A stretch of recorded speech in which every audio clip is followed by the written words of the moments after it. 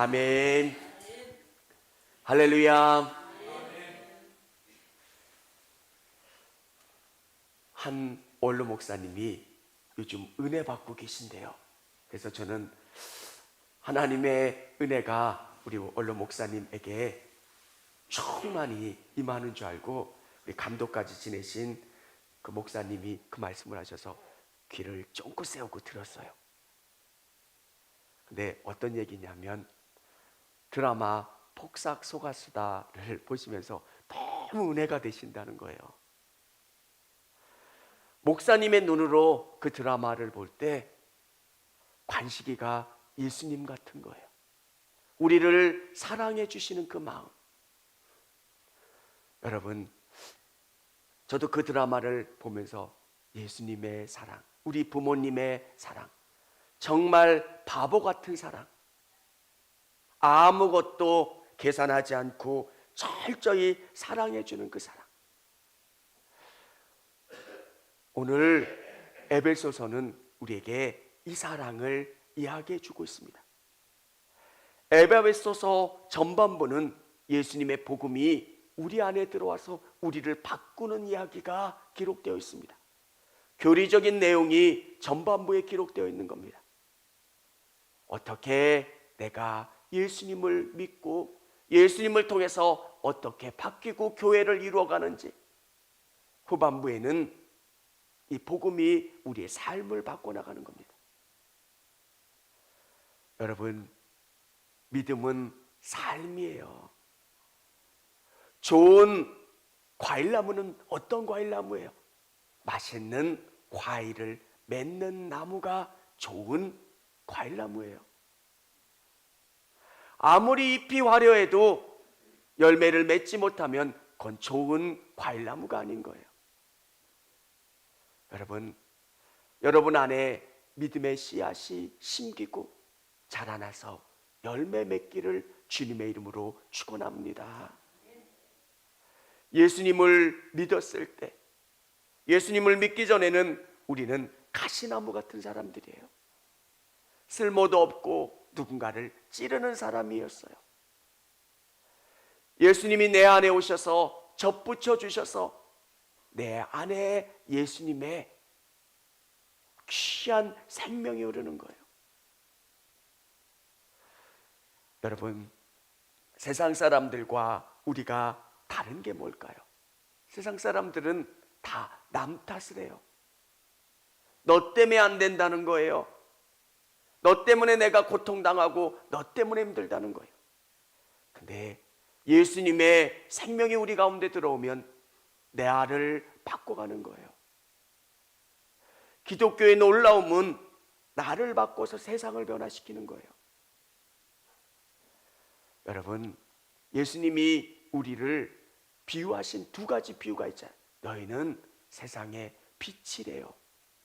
너희는 세상의 소금이래요. 빛과 소금을 잘 보면 특이한 게 있어요. 자기를 녹이는 거예요. 자기 이익을 구하는 게 아니라 내가 손해보고 나를 녹이고 나를 없앨 때 그 공동체가 부패하지 않고 건강해지는 거예요. 빛은 어때요? 초가 자기를 태우는 거예요. 내가 희생하고 내가 섬기고 내가 사랑할 때 세상은 밝아지는 거예요. 에베소서가 은혜로운 건 어떻게 이 복음이 나를 바꾸냐는 거예요. 여러분의 가정 가운데 예수님이 들어오시면 여러분이 바뀌는 거예요. 믿음이 들어오면 그렇지 않은 것들에 대한 불편함이 생겨요. 변화되지 않은 남편이 싫고 아내가 싫고 자녀들이 싫어져요. 근데 믿음이 나를 바꿔가는 거예요. 그냥 모든 걸 사랑하고 품고 이해하는 것. 오늘 에베소서는 우리가 어떤 삶을 살아야 되는 거예요. 예수님을 만나기 전과 예수님을 만난 다음에 우리의 삶은 달라지는 거예요. 여러분, 에베소서 6장은 결론과 같은 거예요. 믿음이 결국 뭐냐는 거예요. 저 뭐 봤어요. 저 체험했어요. 그게 중요한 게 아니라 믿음은 결국 삶을 변화시키는 거예요. 믿음이 좋은지 안 좋은지를 누구한테 물어보면 돼요? 여러분의 남편에게 물어보면 되는 거예요. 여러분의 아내에게, 여러분의 자녀들에게. 그러니까 믿음은 어려운 거예요. 여러분, 오늘 우리가 예수 믿으면 우리가 어떻게 달라져야 되느냐? 첫 번째, 자녀들은 주 안에서 부모를 공경해야 합니다. 자녀들은 주 안에서 부모를 공경하라는 거예요. 자녀들아, 주 안에서 부모에게 순종하라. 이것이 옳으니라. 여러분, 우리는 예수님을 잘 믿으려고 애를 써요. 예수님을 잘 믿으면 어떻게 될까요? 우리 믿는 그리스도인들은 효를 드러내는 거예요. 예수님을 사랑하는 것 같이 부모님을 공경하고 사랑하는 거예요. 어느 권사님이 그 이야기를 하시더라고요. 나이 드신 부모님이 이제는 예전 같지 않아서 자꾸 잔소리를 하게 되더래요. 엄마, 이러지 마. 아버지, 이러지 마. 그래서 자기가 깨달은 게 하나 있더래요. 아버지와 어머니는 내가 그분들의 이야기를 들어주길 원하시는 거예요. 그분의 그 짧은 이야기가 되게 은혜가 되더라고요. 부모님을 만나면 자녀들은 잔소리꾼이 돼요. 아유, 엄마, 이거 좀 바꿔줘야지. 아버지, 이러면 안 되지. 근데 그분들도 알아요. 근데 그분들이 바라는 건 내 편이라는 거예요. 들어드리고 인정해드리고.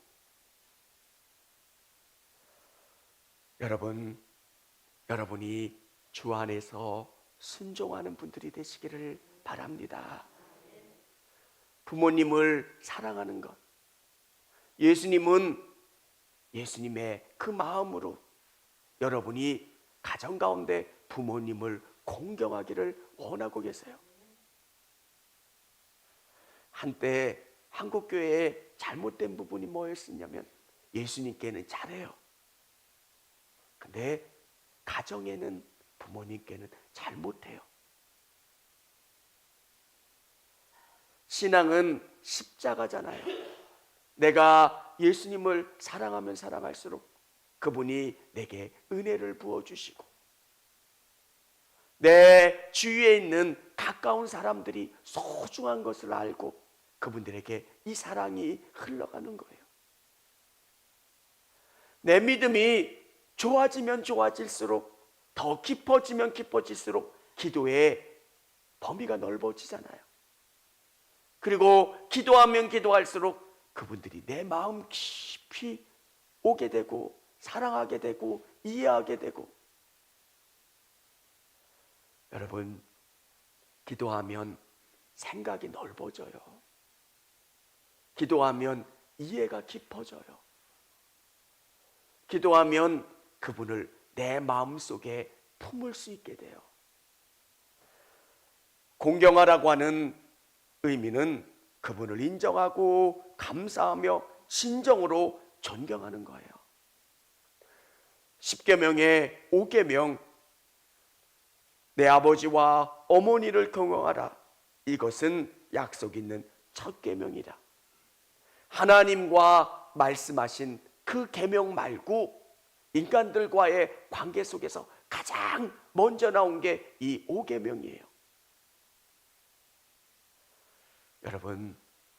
여러분 안에 정말 부모님께 효도하는, 부모님을 공경하는 여러분 되시기를 바랍니다.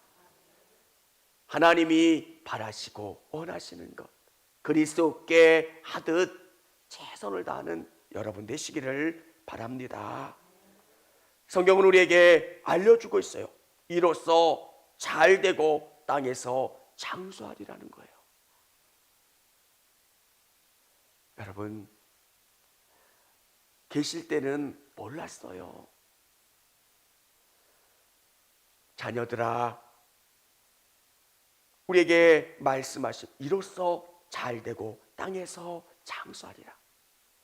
하나님께서 십계명을 통해서 우리에게 복받는 비결, 부모를 공경하는 거예요.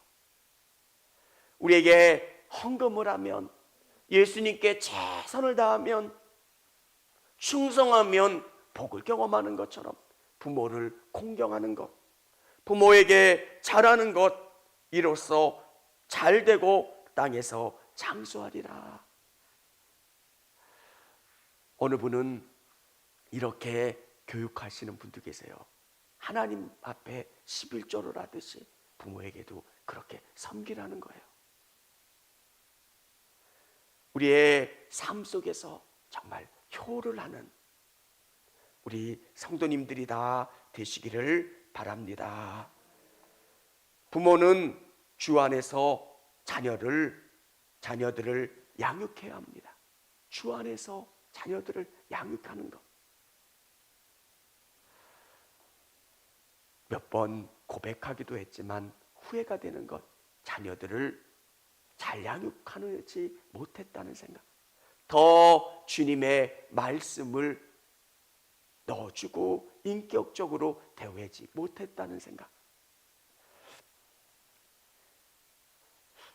은희가 여기 앉아있지만 5살 때 기억이 저한테는 충격이었어요. 아이가 어린이집에 갈 때 가기 싫다는 거예요.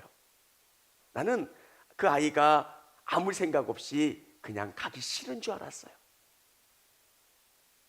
그러면서 은희가 가기 싫은 이야기를 아빠한테 들려줬을 때 저는 충격이었어요. 아, 이 5살짜리 아이에도 생각이 있구나. 아이가 그냥 아빠만 뭔가 얘기를 하면 따라오는 줄 알지 생각이 있다는 생각을 못했어요. 아이들과 대화를 하면서 많은 걸 배워요. 야, 참 아빠보다 낫다, 지혜롭다.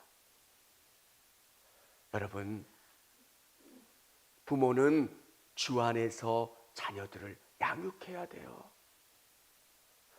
정말 하나님이 주시는 지혜를 우리 자녀들에게 물려주는 거예요. 놀라운 음식의 비법이 있는 분들은 그 비법을 자녀들에게 물려주잖아요. 이 비법을 알면 우리 자녀들이 성공할 수 있다라고 하는 생각을 갖잖아요.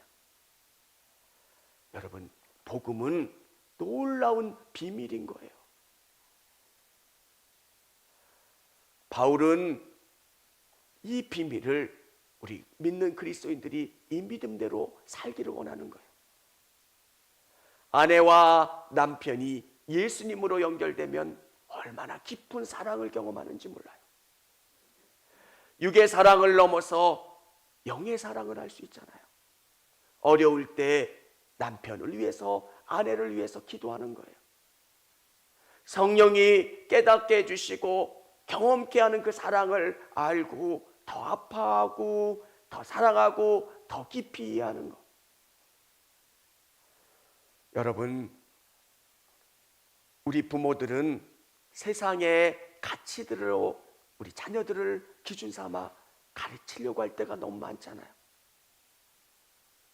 어떨 때는 내가 화가 나서 우리 자녀들을 혼내키고 화낼 때도 있잖아요. 옆집 아이는 이렇게 잘 됐는데 넌 왜 이거만큼밖에 못했냐고 비교하고 화내고. 오늘 예수님께서는 우리에게 들려주시는 것, 아비들아 너희 자녀들을 노엽게 하지 말고 오직 주의 교훈과 훈계로 양육하라는 거예요.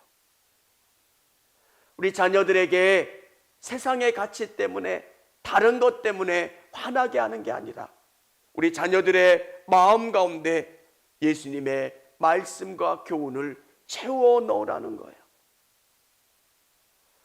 여러분, 우리는 이 믿음이 유산이라고 하는 것을 믿는다면, 우리 자녀들이 내가 만난 예수님을 만나고 그 삶을 경험한다면, 복이라는 것을 안다면 이 복을 우리 자녀들에게 물려주지 않으시겠어요? 어떻게든 학원 보내고 어떻게든 다른 것만 너무 많이 신경 쓰잖아요.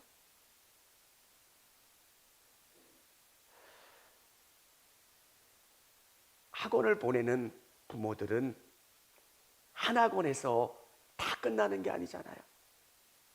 그 수업이 끝날 때까지 차에서 기다리면 이동할 때 또 자녀들이 거기서 간식을 먹게끔 준비해줘요. 빵을 먹고 우유를 먹고, 그러면 또 다른 학원으로 가는 거예요. 근데 우리는 아이들이 세상의 공부만 다 하면 성공할 거라고 생각을 해요. 여러분, 진짜 중요한 건 그 아이들에게 가치관을 넣어주는 거예요. 수많은 어려움과 난관을 어떻게 극복할 거냐는 거예요. 아이들이 어느 정도만 공부하면 비슷해져요. 근데 진짜 중요한 건 어려움이 생길 때 어떻게 일어나느냐, 어떻게 그 문제를 헤쳐나고 승리할 수 있느냐. 정말 그리스도의 은혜를, 말씀을, 교훈을 우리 자녀들에게 넣는 거예요. 시간이 지난 다음에 그게 후회가 되는 거예요. 아이들에게 더 많은 말씀을 가르쳐 줄 걸. 바쁘다는 이유로 세상의 기준과 가치로 우리 자녀들을 양육하려고 했지는 않았는지. 사랑하는 성도 여러분, 우리는 천국이 있는 걸 믿고 복음의 능력을 믿는 것처럼 이 하나님의 말씀과 교훈을 우리 자녀들에게 물려주면 우리 자녀들이 잘 된다는 것. 진짜 가르쳐줘야 될 것은 주님의 말씀과 교훈이라는 것. 이로 말미암아 양육하고 교육하실 수 있는 여러분 되시기를 바랍니다. 세 번째는 직장에서 주님을 인정하는 삶을 살아야 합니다. 교회에서 은혜를 경험하면 여러분의 삶의 현장에서 그것을 드러내는 거예요. 우리는 이 말씀이 우리 안에 들어왔을 때 이 말씀이 삶으로 살아가는 거예요. 교회에서 배운 말씀이 삶 가운데 쓰여지지 못한다면 그것은 의미 없는 거예요. 여러분, 여러분의 직장 가운데서 말씀을 적용하기가 상당히 어렵잖아요. 믿는 그리스도인들 가운데 살기는 쉽지만 어떨 때는 내가 말씀으로 살아가려고 하면 나를 얕잡아 보는 사람도 있고요. 또 게으름 피우는 사람도 있고요. 그 속에서 어떻게 말씀으로 살아가느냐. 저는 요셉을 좋아합니다. 내가 요셉이라면 어떻게 했을까? 잘 살았던 그 아들이 어느 날 갑자기 종이 된 거예요. 인정하고 싶지 않을 거예요. 내가 이런 일 할 사람이 아니야. 근데 요셉은 가정 총무가 됐어요. 어떻게 그러할 수 있을까? 하나님을 믿지만 자신의 주어진 삶 속에서 최선을 다한 사람이에요. 하나님은 우리에게 놀라운 이상을 주시지만 하루하루의 삶을 최선을 다해 살아가기를 원하세요. 내가 교회에서는 높은 직분을 갖고 있지만 삶에서는 그렇지 않을 때도 있어요. 여러분, 하나님은 우리에게 주어진 삶에서 주님을 인정하면서 살기를 원하고 계신다는 거예요. 요셉은 달랐어요. 그러니까 보디발도 그를 선택해서 가정총무로 삼을 거예요. 여러분, 진짜 중요한 건 예수님이 내 안에 오셔서 내 생각을 바꾸는 거예요. 예전에는 불평거리고 원망거리였지만 지금은 그렇지 않다는 거예요. 종들아, 두려워하고 떨며 성실한 마음으로 육체의 산전에게 순종하기를 그리스도께 하듯 하라. 육체의 상전에게 순종하기를 그리스도께 하듯 하라는 거예요. 여러분, 기독교는 힘이 없는 종교예요. 근데 2000년이라는 시간을 경험하면서 기독교가 어떻게 삶에 깊이 뿌리 내릴 수 있었을까요? 한국 사회에 복음이 처음 뿌리 내렸던 것은 아주 미약한 사람들, 그 사람들이 예수님을 믿고 삶의 변화를 경험한 거예요. 마부는 좋은 마부, 최고의 마부가 되려고 애를 썼고요. 허드렛이라는 사람은 내가 최고의 일꾼이 되려고 애를 쓴 거예요. 짐꾼은 최고의 짐꾼이 되려고 애를 쓴 거예요. 사람들이 다른 사람하고 다른 거예요. 너 어떻게 이렇게 열심히 했느냐고. 내 안에 예수님이 계십니다. 여러분, 목회자는 정말 할 수 있는 게 아무것도 없어요. 권세자나 능력이 있으면 그 문제를 바로 해결해 주면 쉬울 텐데, 목회자가 할 수 있는 얘기가 뭐예요? 기도할게요. 정말 힘이 없어 보이지만 우리가 갖는 놀라움은 뭐예요? 예수님이 우리의 삶을 변화시키신다는 거예요. 에베소서의 결론과 같은 게 6장이에요.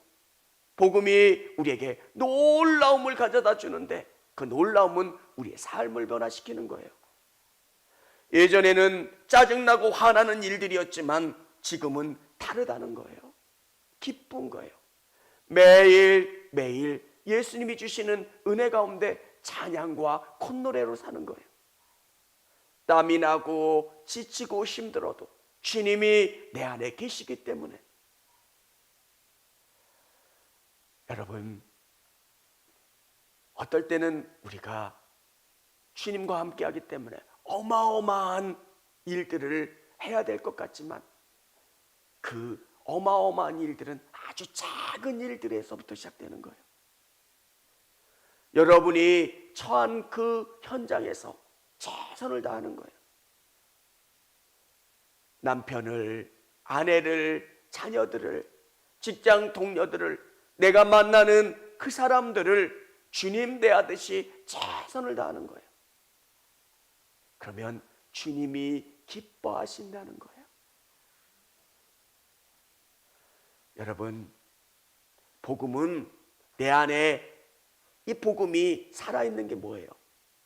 이 안에 불이 들어와 있으면 내 삶이 따뜻해져야 되는 거예요.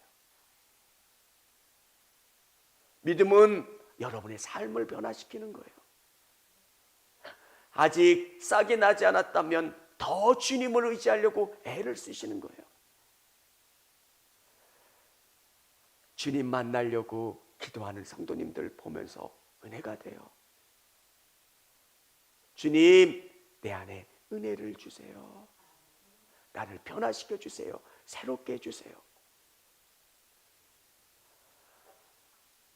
성경이 어려운 진리인 것 같지만 명료하고 분명하게 설명하고 있잖아요.